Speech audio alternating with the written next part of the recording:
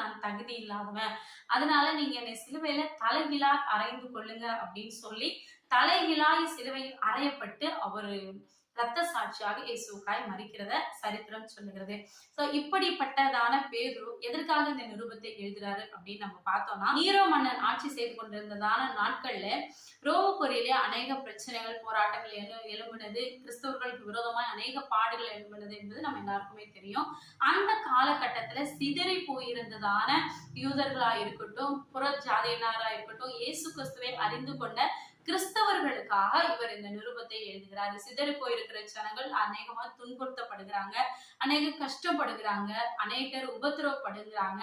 So அந்த உபத்திரவத்தின் மத்தியிலே கர்த்தருக்காக பக்தி வைராக்கியமா இருக்க வேண்டும் என்கிற காரியத்தை சொல்லி அந்த உபத்திரவத்தின் மத்தியிலே அவர்களை உற்சாகப்படுத்தும்படியாகவும் இந்த நிருபத்தை அவர் எழுதுகிறாரு. முதலாவது அதிகாரத்துல முதல் வசனத்தை நீங்க பாத்தீங்க அப்படின்னா, பொந்து, கலாத்தியா, கப்பத்தோனியா, ஆசியா, பித்தன்யா என்கிறதான ஒரு குறிப்பிட்ட இடங்களை அவர் சூஸ் பண்ணி அங்க இருக்கிறதான ஜனங்களுக்கு இந்த கடிதத்தை அவர் எழுதுகிறத நம்ம பார்க்க முடியும். இந்த கடிதத்தை நம்ம எடுத்துக்கிட்டோம்னா இதுல 5 அதிகாரங்கள் இருக்கிறது. நம்ம ஏற்கனவே யாக்கோபு நிருபத்தை பார்த்தது போல இங்கேயும் 105 வசனங்கள் இருக்கிறது. இதுதான் 5 அதிகாரங்கள் மாத்திரம் இருக்கிறதுனால இந்த 5 அதிகாரத்திலையும் எதை பத்தி சொல்லப்படுகிறது என்கிறதான காரியத்தை நான் சுருக்கமா உங்களோடு பகிர்ந்து கொள்ள விரும்புகிறேன். முதல் அதிகாரத்தை எடுத்துக்கிட்டோம் அப்படின்னா, பாடுகள் நிமித்தமாக பெற்றுக்கொண்ட ரட்சிப்பையும் அதே போல பரிசுத்த வாழ்க்கையில பாடுபடுவதனால வருகிற சந்தோஷத்தை நம்ம முதல் அதிகாரத்துல பார்க்கலாம். எனக்கு பிரியமானவர்களே, அநேக கிறிஸ்தவர்கள் இந்த நாட்கள்ல சொல்லி கொண்டு இருக்கிறாங்க, கிறிஸ்தவை ஏற்றுக்கொண்டீங்கன்னா நம்ம ஒரு சுகபோகமான வாழ்க்கையை வாழலாம், நம்ம ஒரு ரொம்ப ஹாப்பியான ரொம்ப லக்ஸரியான வாழ்க்கையை வாழலாம் அப்படின்னு சொல்லி கொண்டு இருக்கிறாங்க. எனக்கு பிரியமானவர்களே, இயேசுவோடு கூட நடந்து இயேசுவோடு கூட இருந்து 3.5 வருடங்களாக அவரோடு கூட நடந்து அவர் உயிர்த்தெழுந்ததுக்கு அப்புறமா தன்னுடைய நிழல் பட்டு அற்புதங்களை சுகத்தை செய்ததான அப்போஸ்தலனாகிய பேதுரு தன்னுடைய நிருபத்துல அவர் எழுதுறாரு, இயேசுவோடு கூட நடக்கணும் அப்படின்னா, கிறிஸ்துவுக்குள்ள நீங்க வர்றீங்க அப்படின்னா எதற்காக வருகிறீங்க அப்படின்னா, கிறிஸ்துவுக்குள்ள வந்தா நிச்சயமாய் பாடுகள் உண்டு.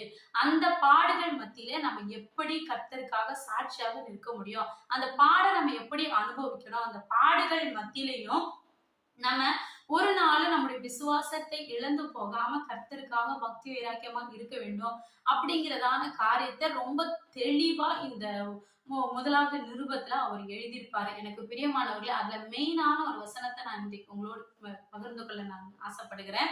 என்ன அப்படின்னா, அதுல ஒரு வசனத்தை அவர் அழகா சொல்லுவாரு, பொன்னானது அக்னியிலே புடமிடப்பட்டு சோதிக்கப்படுகிறது போல உங்களுடைய விசுவாசமும் புடமிடப்பட்டு அது சோதிக்கப்படும் அப்படின்னு சொல்லி எழுதியிருப்பாரு.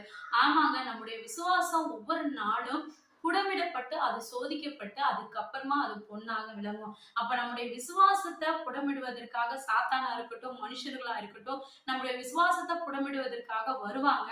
ஆனாலும் அந்த சூழ்நிலையில நம்முடைய விசுவாசத்தை முறுக பிடித்து கொண்டு கர்த்தருக்காக பக்தி வைராக்கியமா வாழ வேண்டும் என்கிறத இந்த புஸ்தகத்தின் மூலியமா நம்ம அறிந்து கொள்ளலாம்.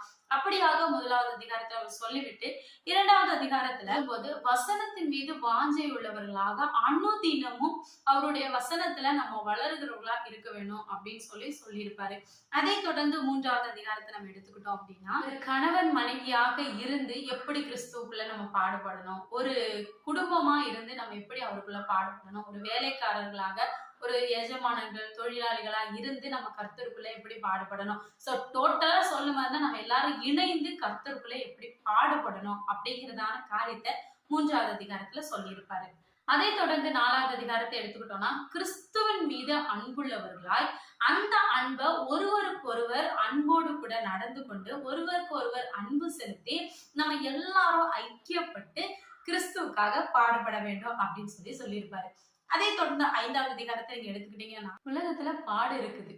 இந்த அதிகாரம் ஃபுல்லாவுமே நீங்க இந்த புக்கையே எடுத்துக்கிட்டீங்க அப்படின்னா, இதுல மெயினா என்ன சொல்லப்பட்டிருக்குன்னா, பாடு இருக்குது, நீ பாட அனுபவி, அந்த பாட சந்தோஷமா அனுபவி அப்படின்னு சொல்லிட்டு கடைசியாக அந்த 5வது அதிகாரத்துல அவர் சொல்லுவாரு, உலகத்துல பாடு இருக்குது, அந்த பாடை நீ அனுபவிக்கும் போது அந்த பாடை நீ அனுபவிக்கிறதுனால உனக்கு ஒரு மகிமை இருக்குது, அத அவர் வரும்போது அந்த மகிமையை உனக்கு தருவாரு. அதனால நீ எதை பத்தியும் கவலைப்படாம நீ உனக்கு வருகிற எல்லா பாடையும் நினைச்சு சந்தோஷமா நான் இந்த பாட அனுபவிப்பேன், இந்த பாடுக்கு அப்புறமா கர்த்தர் எனக்கு ஒரு மகிமையை கொண்டு வருவாரு அப்படின்னு சொல்லி சந்தோஷத்தோட கூட இந்த பாட அனுபவி அப்படின்னு சொல்லி இந்த 5வது அதிகாரத்தை முடித்திருப்பாரு. இந்த 5வது அதிகாரத்துல 3வது வசனத்தை எடுத்துக்கிட்டோம் அப்படின்னா அதுல அவர் எழுதியிருப்பாரு, நீங்க உங்களுக்கு தெரிந்து கொண்டது போல பாபிலோன்ல இருக்கிறதான நாங்க எல்லாரும் உங்களை வாழ்த்துகிறோம், என்னுடைய மகனாகிய மார்க்கும் உங்களை வாழ்த்துகிறார் அப்படின்னு சொல்லி எழுதியிருப்பாரு. அப்பனா இந்த நிருபம் பாபிலோன்ல இருந்து எழுதப்பட்டதா அப்படின்னு கேட்டா அது ஒரு குழப்பமான ஒரு கேள்வியாகவே தான். இது பாபிலோன் இல்ல, அந்த நாட்கள்ல ரோமபுரியும் பாபிலோனை போலதான் இருந்துச்சு.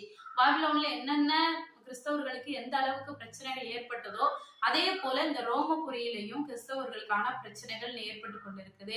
அதனால இந்த இடமும் பாபிலோனை போலதான் இருந்துச்சு. அதனாலதான் இவர் இந்த இடத்தை பாபிலோன் என்று குறிப்பிடுகிறாரு அப்படின்னு சொல்லிட்டு இருக்கிறாங்க.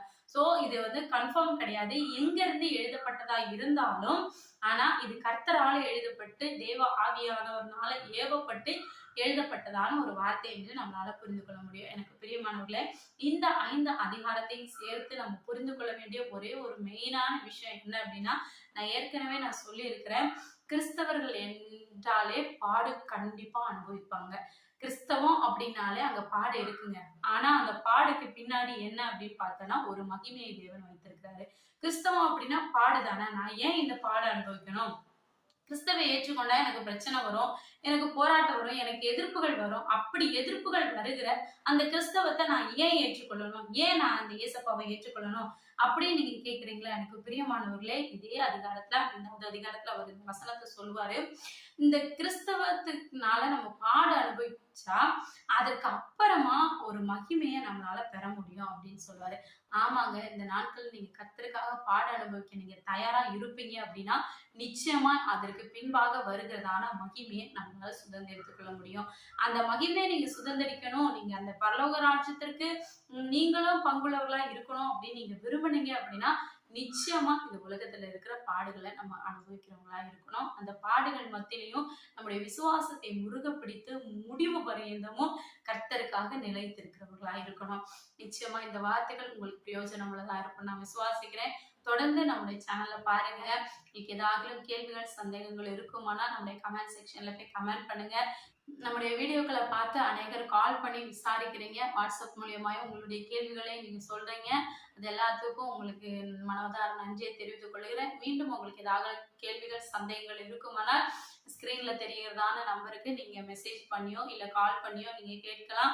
அடுத்த வீடியோக்களே இதுக்கான பதிலை நான் உங்களோடு பகிர்ந்து கொள்ள விரும்புகிறேன். எனக்கு பிரியமானவர்களே, நான் எப்போதும் சொல்லுகிறது போலதான் நீங்க அதிகமா வேதத்தை வாசிங்க. வேதம் மாத்திரம்தான் சத்தியம். சத்தியத்தை அறிந்து கொள்ளுங்க, சத்தியம் உங்களை விடுதலையாக்கும். அதனால இந்த நாட்கள்ல வேதத்துக்கு அதிகமா முக்கியத்துவம் கொடுங்க. கிடைக்கிற நேரத்தை பிரயோஜனப்படுத்துங்க. கர்த்தருடைய சமூகத்துல ஒவ்வொரு நாளையும் நீங்க செலவழிக்கும் பொழுது அதனுடைய பிரதிபலன் அதிகமா இருக்கும். பேதுரு சொன்னது போலதான் இந்த நாட்களே நம்ம கர்த்தருடைய சமூகத்துல டைம் ஸ்பெண்ட் பண்ணோம் அப்படின்னா அதுக்கு அப்புறமா கர்த்தர் வரும்பொழுது அதனுடைய பிரதிபலனை அவர் நமக்கு ஏற்றதான வேலையில அவர் தருவாரு. கர்த்தருக்காக நீங்க ஏதாவது ஒரு சில காரியங்களை நீங்க சகித்து ஒரு வாழ்க்கையை நீங்க வாழ்ந்து கொண்டிருந்தீங்கன்னா நிச்சயமா அந்த சகிப்பை கர்த்தர் பார்த்து அதற்குள்ள பிரதிபலனை அவர் உங்களுக்கு கொண்டு வருவாரு. நம்ம மூலியமா கர்த்தாமே நம்ம ஆசீர்வதிப்பாராக. நம்ம அடுத்த வீடியோல 2 பேருக்கு எழுதினாலும் நிருபத்தை குறித்து நம்ம பார்க்கலாம். அது வரைக்கும் கர்த்தர் நம்மை ஆசீர்வதிப்பார். ஆமென். May God bless you.